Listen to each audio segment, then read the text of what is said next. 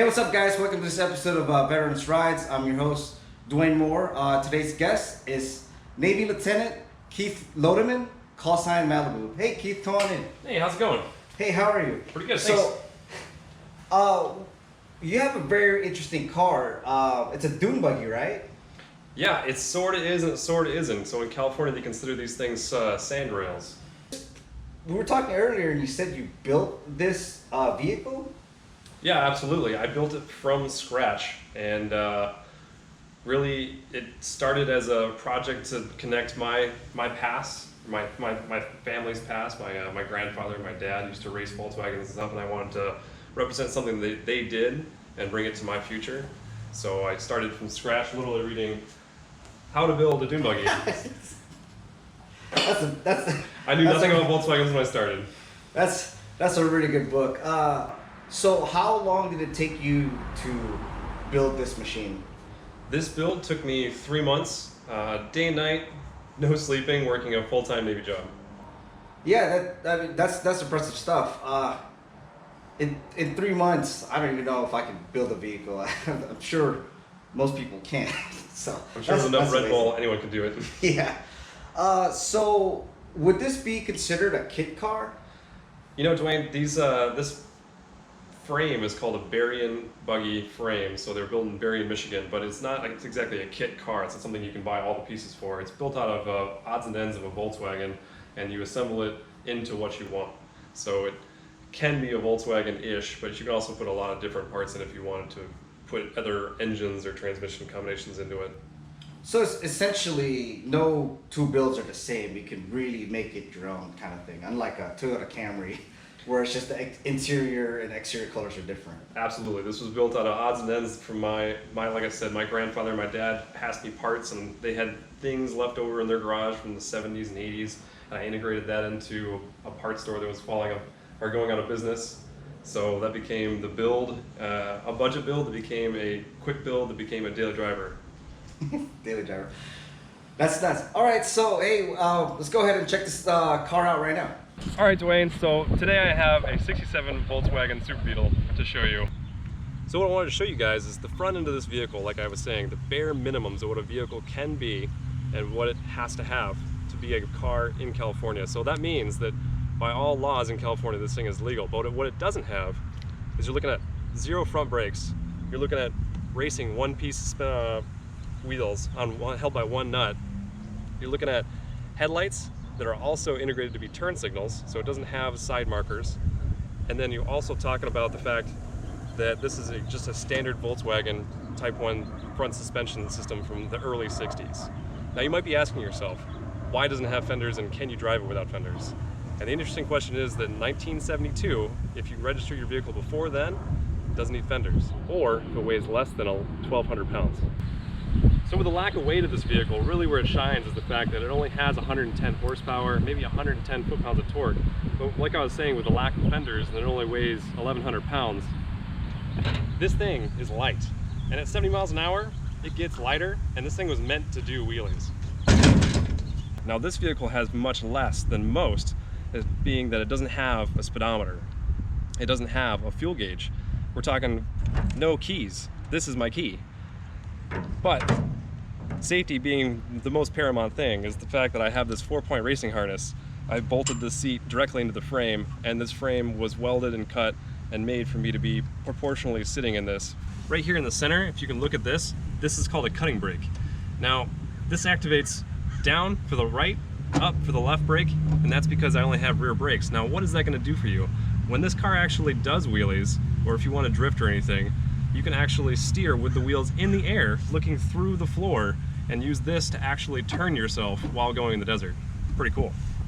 And then the engine we have here is a board-stroked 1600cc engine. It's now a 1915 Volkswagen engine. Again, all made of magnesium and very modular, but the parts that are included on this thing are pretty cool.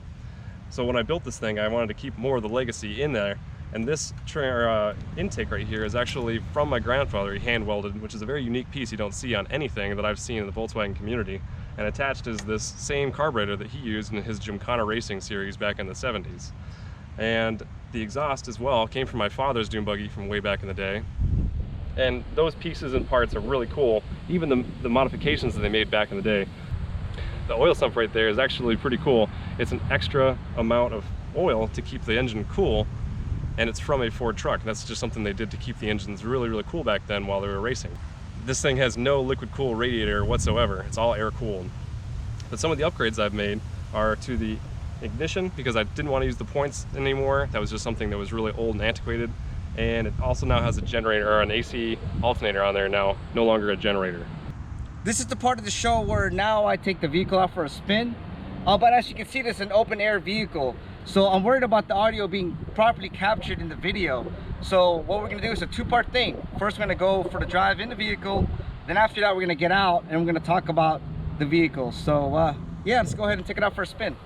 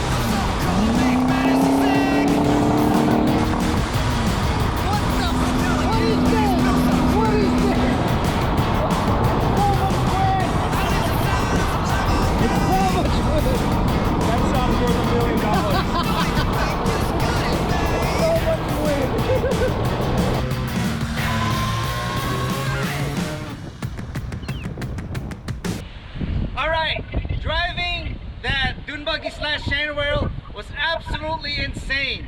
It's such a visceral, raw experience because there's no top, you know, you don't see the floor, there's no doors, and all you can really go by is the RPM. There's no speedometer in that thing.